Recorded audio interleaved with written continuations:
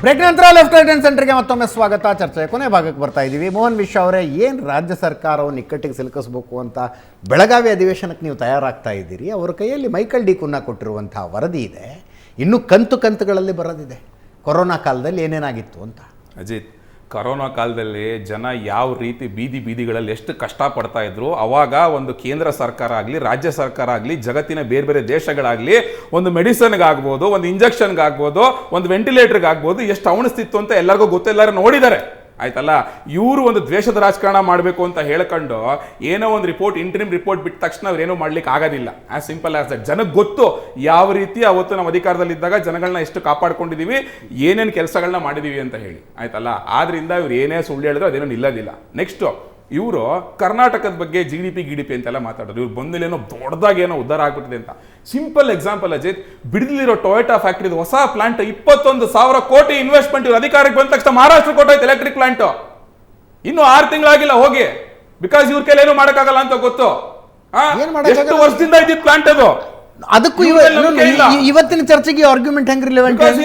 Karnataka full ದೇಶದಲ್ಲಿ number 1 ಆಗ್ಬಿಟ್ಟಿದೆ, ಎಲ್ಲ ಕಲೆಕ್ಷನ್ ಆಗ್ಬಿಟ್ಟಿದೆ ಅಂತ ಹೇಳಿ ಇವ್ರು ಅಧಿಕಾರಕ್ಕೆ ಬಂದ 20,000 ಕೋಟಿ ಇನ್ವೆಸ್ಟ್ಮೆಂಟ್ 22,000 ಕೋಟಿ ಹೋಯ್ತಲ್ಲ ರಾಜ್ಯ ಬಿಟ್ಟು. ಯಾಕೆ? ಇವರಿಂದಾನೆ ಏನು ಮಾಡಕ್ಕಾಗಲ್ಲ ಅಂತ ಆಯ್ತಲ್ಲ. ನೆಕ್ಸ್ಟ್ ಇವ್ರ ಆರೋಗ್ಯ ಇಲಾಖೆ ಬಗ್ಗೆ ಮಾತಾಡೋದು ಅಜಿತ್. ಆರೋಗ್ಯ ಇಲಾಖೆನ ಎಕ್ಸಾಂಪಲ್ ಆಗಿ ತಗೊಳ್ಳೋದು ಏನಾಗ್ತಿದೆ ಅಂತ ಹೇಳ್ಬಿಟ್ಟು ಅಜಿತ್, 14 ಜಿಲ್ಲಾಸ್ಪತ್ರೆಯಲ್ಲಿ ಇವ್ರ ಯೋಗ್ಯತೆಗೆ CT MRI ಪೇಮೆಂಟ್ ಮಾಡಕ್ ಆಗಿಲ್ಲ ಅಂತ ಹೇಳ್ಬಿಟ್ಟು ಸ್ಕ್ಯಾನಿಂಗ್ ಸ್ಥಗಿತ ಆಗಿದೆ.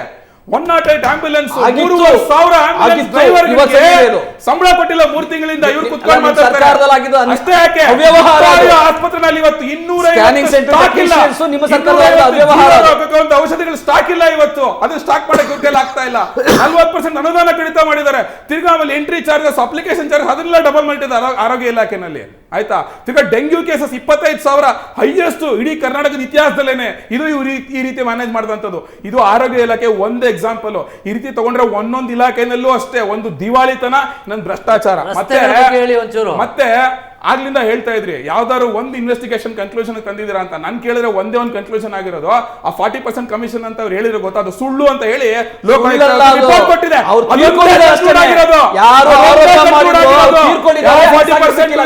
ಬರೀ ಸುಳ್ಳು ಹೇಳಿದ್ರು ಅಂತ ಹೇಳಿ ಲೋಕಾಯುಕ್ತನೇ ಹೇಳ್ಬಿಡ್ತು ಆ ತರದ್ ಏನು ಇಲ್ಲ ಅಂತ ಹೇಳಿ. ನೆಕ್ಸ್ಟ್ ಬರ್ತೀನಿ ಇವ್ರ ವಿಚಾರಕ್ಕೆ. ಏನೋ ದೊಡ್ಡದಾಗಿ ಹೇಳಿದ್ರು, ಯಾರೋ ಕುಮಾರಸ್ವಾಮಿ A2, ಯಡಿಯೂರಪ್ಪನವ್ರು A1 ಅಂತ. ಇದ್ಯಾರು? ಆರೋಪಿ ನಂಬರ್ 1 A1 ಸಿದ್ದು. ಯಾರಿದು? ಮೂಡಾಗರಣದಲ್ಲಿ ನ್ಯಾಯಮೂರ್ತಿ ನಾಗಪ್ರಸನ್ನ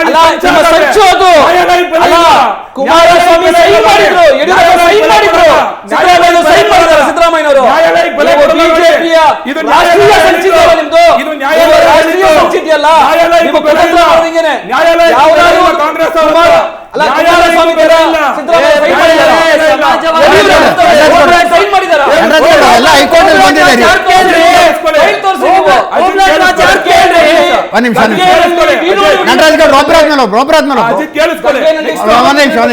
ಆರ್ಗ್ಯುಮೆಂಟ್ ಇದೆ.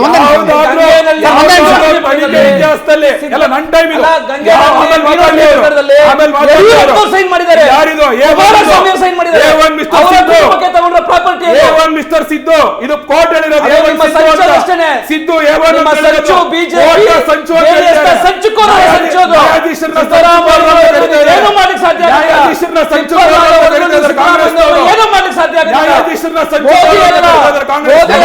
ನಟರಾಜ್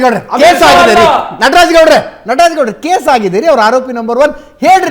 ನಾಳೆ ತನಿಖೆಯಲ್ಲಿ ಕ್ಲೀನ್ ಚಿಟ್ ತಗೊಂಡು ಬರ್ತಾರೆ ಅಂತ ಹೇಳ್ರಿ. ಹೊರ ಬರ್ತಾರೆ ಈ ಪ್ರಕರಣದಿಂದ. ಮಾನ್ಯ ಸಿದ್ದರಾಮಯ್ಯನವರು ಯಾವುದಾದ್ರೂ ತನಿಖೆನಲ್ಲಿ ಇಡೀ ದೇಶದಲ್ಲಿ A4 ನ ಫಸ್ಟ್ ಕರೆದು ಆಮೇಲೆ A3 ನ ಆಮೇಲೆ A2 ನ A1 ನ ಕರೆದಿರೋದು ನೋಡಿದೀರಾ? ಅಂತ ಮಹಾನ್ ತನಿಖಾ ಸಂಸ್ಥೆ A1 ನ ಲಾಸ್ಟ್ ಅಲ್ಲಿ ಕರೆಯೋದಂತೆ ಸಿದ್ದರಾಮಯ್ಯ. ಇಡಿ ಅವರು ಅದನ್ನೇ ಮಾಡ್ತಿರೋದ್ರಿ. ಇಡಿ ಅವರು ಅದನ್ನೇ ಮಾಡ್ತಿದ್ದಾರೆ. ಅದು ಒಬ್ಬ ಸಿಟ್ಟಿಂಗ್ ಚೀಫ್ ಮಿನಿಸ್ಟರ್ ಆಗಿ ಹೋಗಿ ತನ್ನ ಕೆಳಗೆ ಬರುವಂತಹ ಒಂದಷ್ಟು ಭಾಗ ತನಿಖಾ ಸಂಸ್ಥೆ ಮುಂದೆ ನಿಂತ್ಕೊಂಡು ತನಿಖೆ ಎದುರಿಸ್ತಾರೆ ಅಂದ್ರೆ ಮಾನ ಮರ್ಯಾದೆ ಇದೆಯಾ ಅವರಿಗೆ? ರಾಜೀನಾಮೆ ಕೊಟ್ಟು ಹೋಗ್ಬಿಟ್ಟು ಎದುರಿಸಬೇಕಾಗಿತ್ತು ತನಿಖೆನ. ಅರ್ಥ ಆಯ್ತಲ್ಲ? ಚೀಫ್ ಮಿನಿಸ್ಟ್ರಿ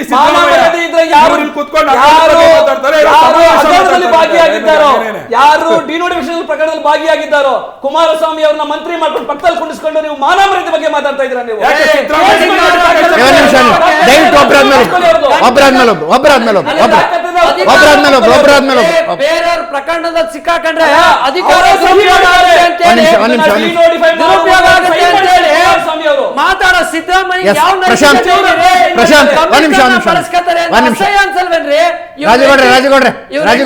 ಸೈನ್ ಹಾಕ್ಸ್ಕೊಂಬರಕ್ಕೆ ಒಂದು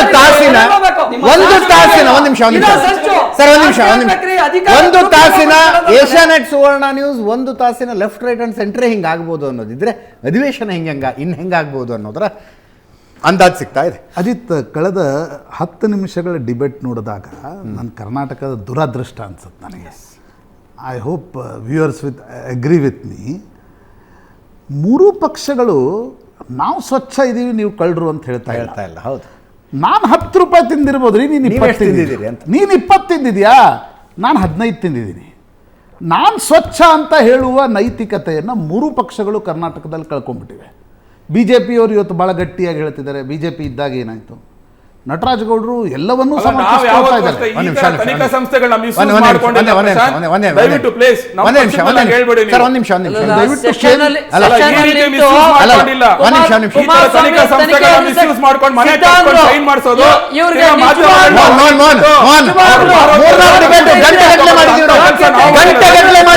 ಗಂಟೆಗಟ್ಟಲೆ ಮಾಡಿದೀವ್ರಿ ಕೇಂದ್ರೀಯ ತನಿಖಾ ಸಂಸ್ಥೆಗಳ ಬಗ್ಗೆ.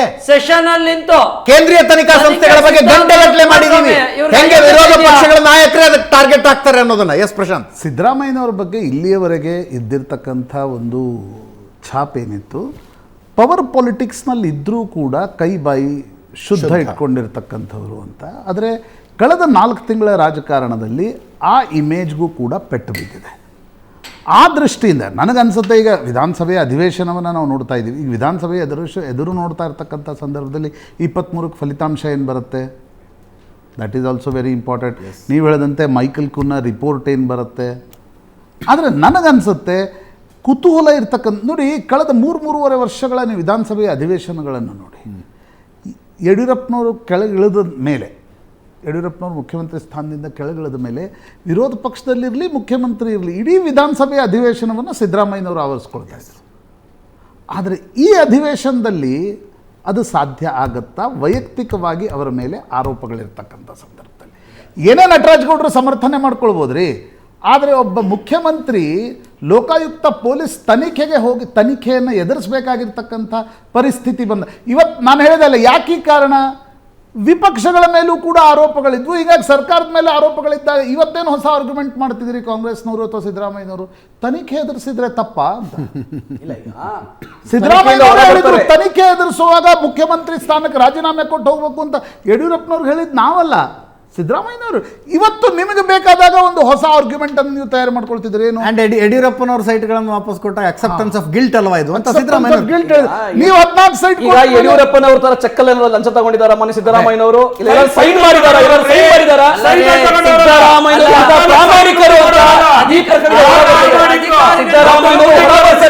ಹೊರ ಬರ್ತಾರೆ. ಬಿಜೆಪಿ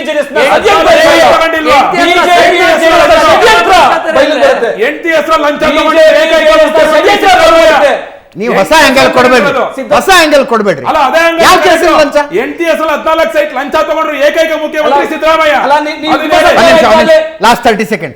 ಸಿದ್ದರಾಮಯ್ಯನವರು ಇಷ್ಟು ದಿವಸ ಸದನಕ್ಕೆ ಬಂದ ರೀತಿನೇ ಬೇರೆ, ಈ ಸಲದ ಸದನಕ್ಕೆ ಬರುವ ರೀತಿನೇ ಬೇರೆ. ನೋಡಿ, ಅವರ ಮೇಲೆ ಪ್ರಕರಣ ಬಂದಿದೆ, ಬಿಜೆಪಿ ಜೆಡಿಎಸ್ ನ ಷಡ್ಯದಿಂದ ಪ್ರಕರಣ ಆಗಿದೆ. ಆ ಪ್ರಕರಣದಿಂದ ಹೊರಬರಕ್ಕೆ ಕಾನೂನು ಹೋರಾಟ, ರಾಜಕೀಯ ಹೋರಾಟ ಅವ್ರು ಮಾಡ್ತಾರೆ.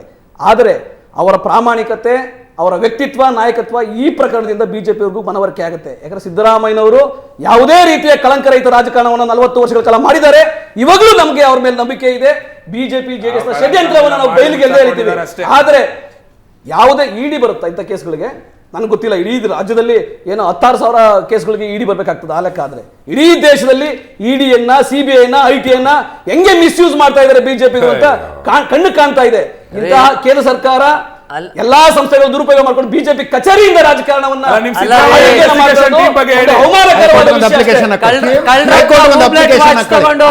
ಇಡಿ ತನಿಖೆ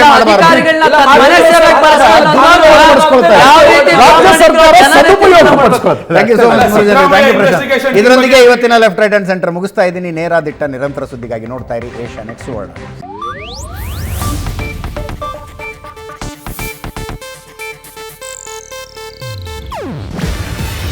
ಇದು ಏಷ್ಯಾನೆಟ್ ನ್ಯೂಸ್ ನೆಟ್ವರ್ಕ್ ಪ್ರಸ್ತುತಿ. ನೀವು ನೋಡ್ತಿದ್ದೀರಾ ಏಷ್ಯಾನೆಟ್ ಸುವರ್ಣ ನ್ಯೂಸ್.